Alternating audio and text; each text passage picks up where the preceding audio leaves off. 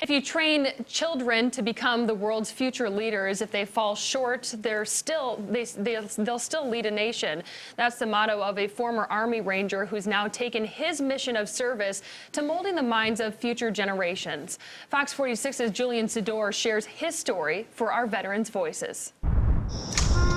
Ready? Hey!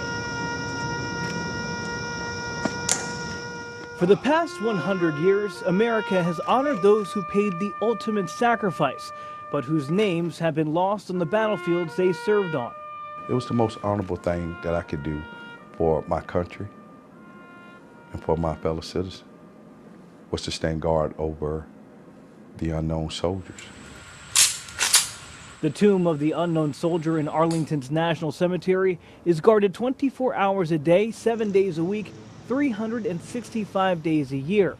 And the honor of serving in that role is one of the rarest in the military, reserved for only those who can meet the highest of standards. Retired Sergeant Major Adrian Hamrick is one of the few to do it. How we take care and how we protect and how we remember and how we cherish the unknowns gives comfort to those that may serve in the future, that we won't forget your service. Hamrick has served as an Army Ranger, fought in Afghanistan and Iraq, and taken part in several military operations that he will never speak of. But it was an interaction that happened at the tomb that played a huge role in shaping his view of the world. When I turned the corner to go change the guard, I heard the little African-American boy say, "He's black," and started crying. And the family moved towards the chain.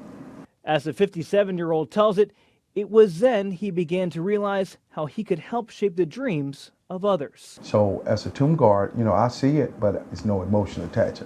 But there's a certain level of responsibility to make this the best guard change I've ever done. That moment changed something in Hamrick.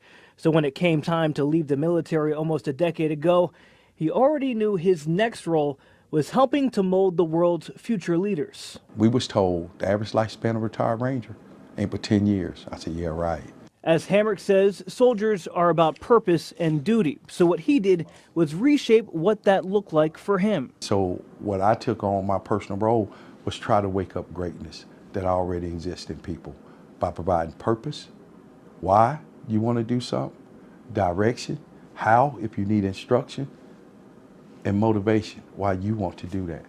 The man who once donned a rifle and parachute as a member of the 82nd Airborne now was trading that in for a hat and a whistle.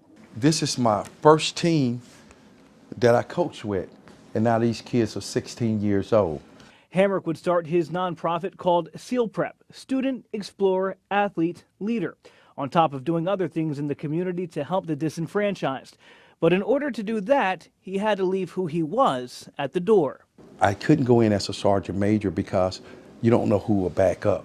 Now he goes by names such as Coach AD or Deacon. I have another group that I feed with, and they call me Brother Bernard. They don't have a clue about my military background. And he's finding the same fulfillment doing this in his new chapter by taking the same approach he did in his last. You have that, what we call intestinal fortitude, that you want to meet the most capable enemy on the field of battle and defeat them because you're better trained. And surrender is not a Ranger word. The only difference is now it's a different battlefield, a different enemy, a different honor.